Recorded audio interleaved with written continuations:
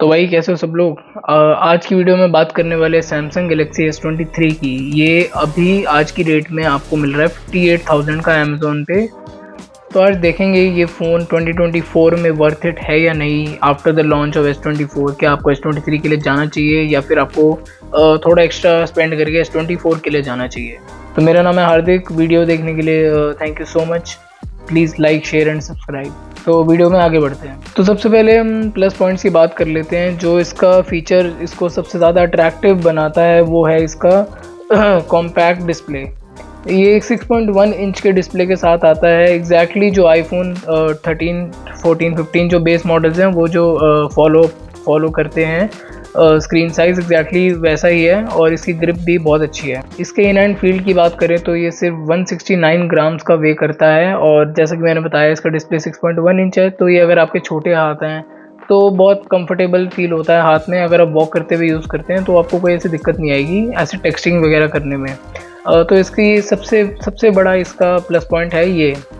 अब इसकी build quality की बात कर ले तो ये गोरिल्ला ग्लास विक्टर्स 2 की प्रोटेक्शन के साथ आता है। Front end back both. इसका जो फ्रेम है वो मेटल का बना हुआ है, एल्यूमिनियम का है। ग्लॉसी फिनिश है, that is a bummer.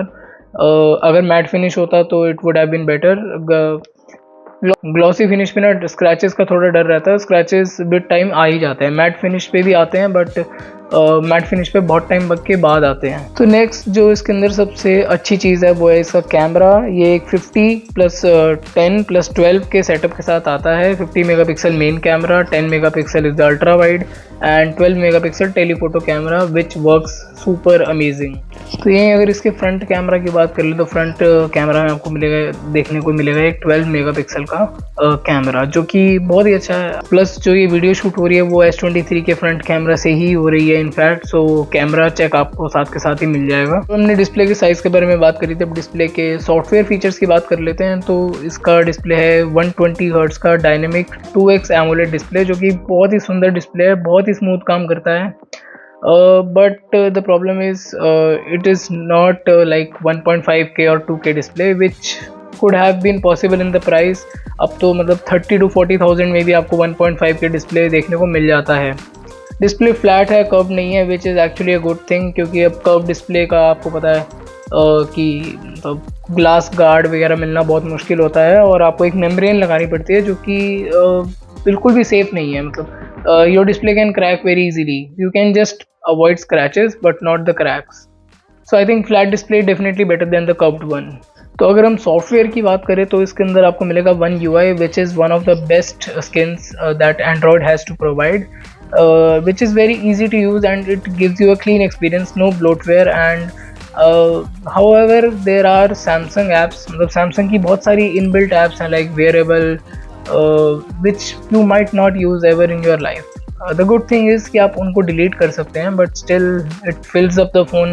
Updates की बात कर ले तो इसमें आपको मिलेंगे 4 साल के एंड्रॉयड अपडेट जिसमें से 1 साल का आ चुका है One UI 6 जिसके ऊपर हमारी वीडियो डली हुई है। I'll give you the iCard over here and 3 साल के अपडेट्स अभी भी बचे हैं। So if you by the phone right now your phone will be like latest for the next 3 years।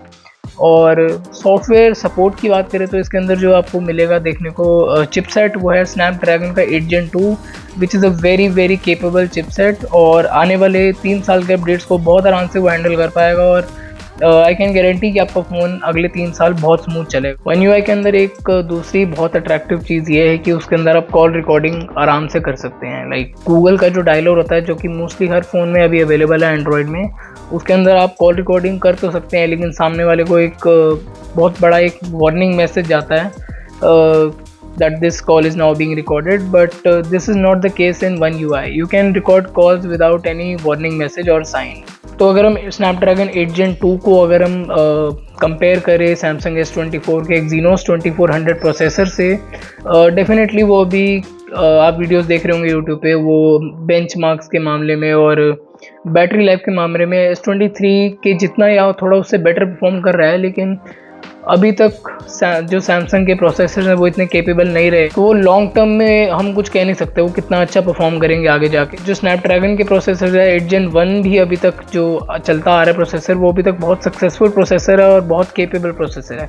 So I think 8 Gen 2 will be better than Exynos S2400 in the long run. इसकी battery life की बात कर ले तो S22 के अंदर थी I think 3700 mAh की बैटरी, इस बार 200 mAh का इंप्रूव किया गया, इंक्रीज किया गया, दैट इज 3900 mAh। S24 के अंदर 4000 mAh है, सो S23 और S24 में ज़्यादा डिफरेंस नहीं है, तो कंपैरिजन में S23 is still a better option than S24। इसका एक फुल चार्ज आपको ऑलमोस्ट 7 आवर्स का स्क्रीन ऑन टाइम प्रोवाइड कर देगा, which is I think very good for the 6.1 inch display and the compact size of the phone. तो but S23 के अंदर जो है I think 7 hours of battery backup is good enough. Like अगर आप सुबह 10 बजे 100% चार्ज के साथ निकलते हैं तो रात आपको ऑलमोस्ट 12 घंटे बाद चार्जिंग पे लगाना पड़ेगा, और इसको फुल चार्ज पे अप्रॉक्स लगता है 1 घंटा और 20 मिनट, which is not that bad.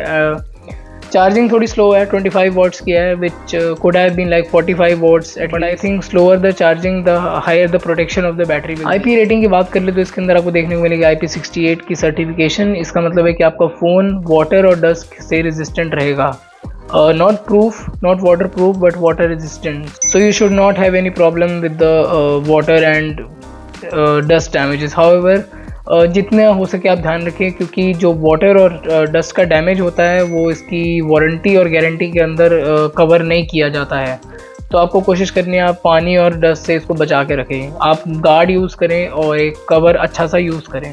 Connectivity की बात कर ले तो इसके अंदर आपको वाईफाई का 802.11 का वर्जन देखने को मिलेगा, और आपको 5G का ऑलमोस्ट सारे बैंड्स मिल जाएंगे। इसका मतलब है कि फ़ोन आपका फ्यूचर प्रूफ है।